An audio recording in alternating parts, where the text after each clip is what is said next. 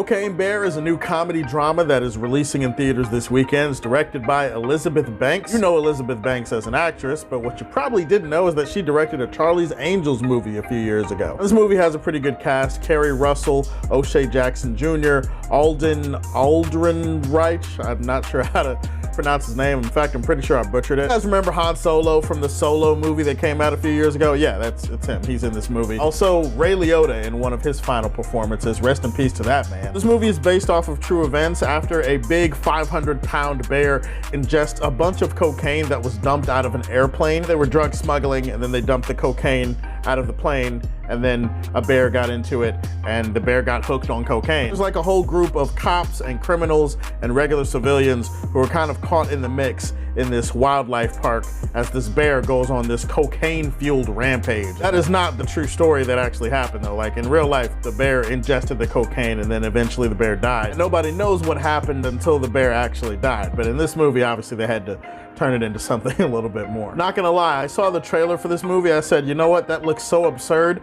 I'm in. That looks like so much camp, so much fun. How could it possibly be bad? Then I saw Elizabeth Banks was directing and I was like, I'm not the biggest Elizabeth Banks fan as far as her directing skills. Well, we'll see what happens. Now that I've seen what happens, I can tell you actually Elizabeth Banks did a pretty good job with this movie. This gives me a little bit more hope for her directing future. More importantly, the movie is a lot of fun. Going into the movie, you have to prepare yourself for the kind of movie that you're about to watch. I'm sure you guys saw the trailers and the whole premise, the whole idea of Cocaine Bear. It just sounds silly. It sounds ridiculous, right? Well, luckily the movie seems to be self-aware that it is a ridiculous premise, and the movie has a lot of fun with this. The movie has a high amount of camp in its tone. It's very self-aware. It's a movie that is constantly throwing lots of humor at you. If you're looking for some good horror in this movie, you're gonna find it. There's a lot of gore, there's a lot of blood, a lot of parts of this bear is just fucking shit up, and I'm not gonna lie, it's pretty entertaining. Does that make us dark, sadistic savages because we enjoy watching a bear maul people to death while on cocaine? I mean, yeah, probably. You gotta turn your brain off a little bit when you're watching a movie like this. Don't go in there expecting some kind of masterpiece or expecting some huge meditation on man versus beast or anything like that. Like,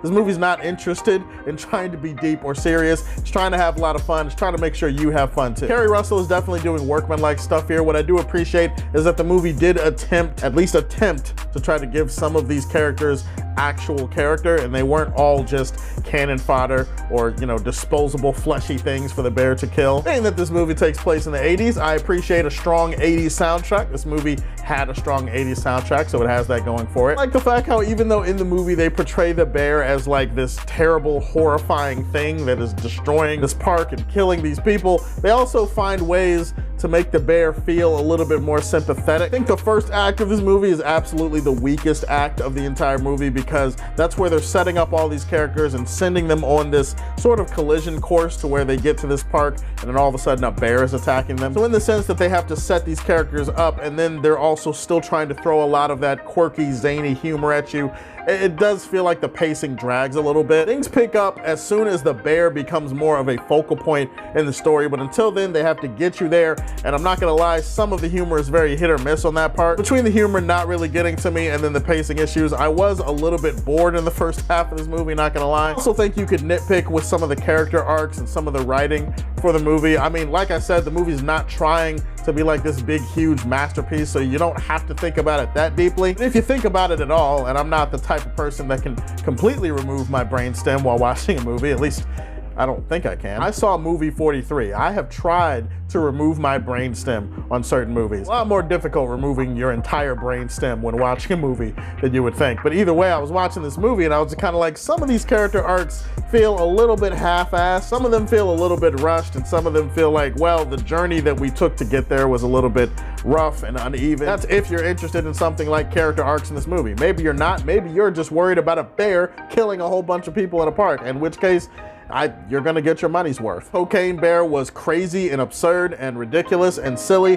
and it knows all of that. Definitely tries to live up to the insanity of its premise. Some pacing issues and some humor that goes here or there is not enough for me to say that I did not have a good time with the movie. Cocaine Bear was actually a pretty fun time at the movies. I'm gonna leave this one in the Daily Planet. Have you seen it, or are you planning to see it this weekend? What did you think about it? Give me your thoughts on the movie in the comment section down below. Please like and subscribe to the Superfan Show, and if you like what you see, tell me how you feel, and stay tuned to hear more from the Man of Steel.